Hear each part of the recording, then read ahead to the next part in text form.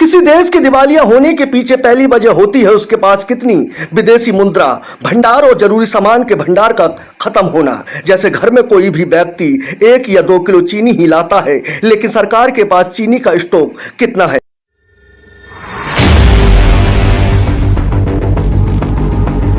श्रीलंका में तेल, चावल, खाना पीना सब खत्म होने लगा था।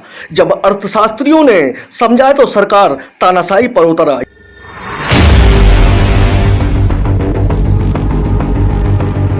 वादे पर वादा, मुफ्त पर मुफ्त। एक दिन आया जब राष्ट्रपति को भागना पड़ा और प्रधानमंत्री को छुपना पड़ा। श्रीलंका की तस्वीर देखकर याद आई साल 1991 की भारत की तस्वीर। मनमोहन सिंह ने कैसे बचाया था, भारत के पास कभी भी नहीं बचा था पैसा, सोना गिरवी रखकर चलाया था देश। अब भारत कहां पहुंचा है।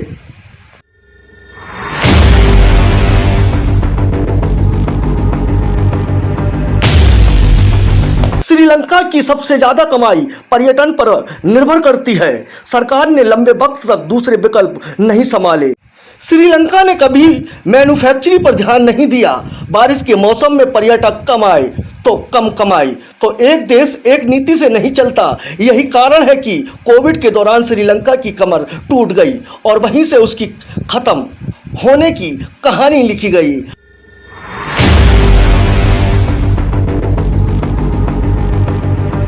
अब आपके मन में भी ये सवाल होगा कि भारत भी श्रीलंका बन सकता है, तो सरल शब्दों में सुनिए। हम आपको उदाहरण से समझाते हैं।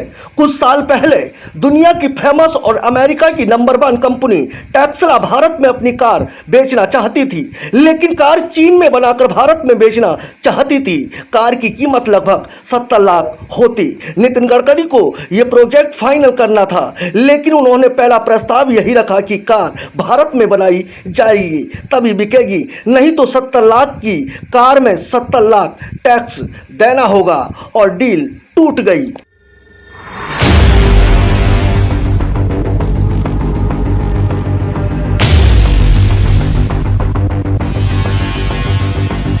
भारत की सबसे बड़ी समस्या कमाई नहीं बल्कि टैक्स चोरी थी, और इस पर सरकार ने भयानक चोट की जीएसटी लगाकर। जीएसटी लागू होने के बाद टैक्स चोरी में कमी आई। सरकारी खजाना इतना बड़ा कि सरकार ने खुद बताया वन नेशन वन टैक्स, यानी कि जीएसटी लागू होने के बाद देश में सरकार की कमाई काफ़ी ज़्यादा बढ़ गई। टैक्स चोरी में लगाम लगा और लोग भारी संख्या में अपना रिटर्न दाखिल करने लगे। आंकड़ों की माने तो साल 2017 से 2018 के बीच कुल 7.18 लाख करोड़ रुपए का टैक्स कलेक्शन किया।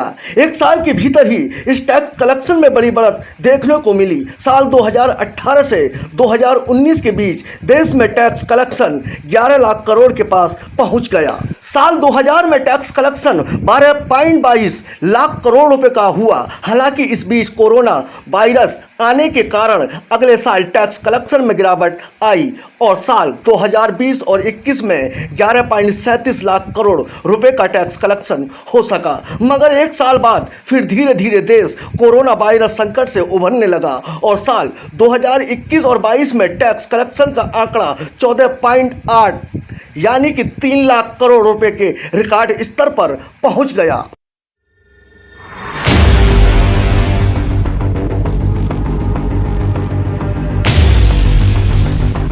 एक बात बतानी भी बहुत ज़रूरी है कि जिस तरीके से हमारे भारत में 11 राज्यों की हालत श्रीलंका जैसी होने वाली है, अगर केंद्र सरकार अपने माइंड से, अपने दिमाग से काम नहीं करे तो वैसे ही हालत हो जाएंगे जैसे कि श्रीलंका के मौजूदा हालत है। और वो कैसे होंगे इस पर हम विस्तार से आपको बताते हैं। मोदी सरकार बस इसी डर की वजह से पेट्रोल, डीजल और शराब को जीएसटी से दूर रख रही है, नहीं तो कई राज्यों की हालत श्रीलंका की तरह हो जाएगी। क्योंकि भारत के आंकड़ों के अनुसार देश के 11 राज्य ऐसे हैं जो सियासत की रोटियां सेकने के चक्कर से फ्री या पब्लिक को फ्री का आदी बना रहे हैं। और जो लोग बोल रहे हैं कि भारत की हालत श्रीलंका जैसी हो जाएगी, तो उनके लिए बता दूं कि ये महज एक बकवास है, क्योंकि भारत आत्मनिर्भर है और श्रीलंका वर्ल्ड प्राइम पर निर्भर। दोस्तों, ये खबर आप देख रहे थे यूपी पोल खोल न्यूज नेटवर्क में प्रधान संपादक राशिद मलिक के साथ।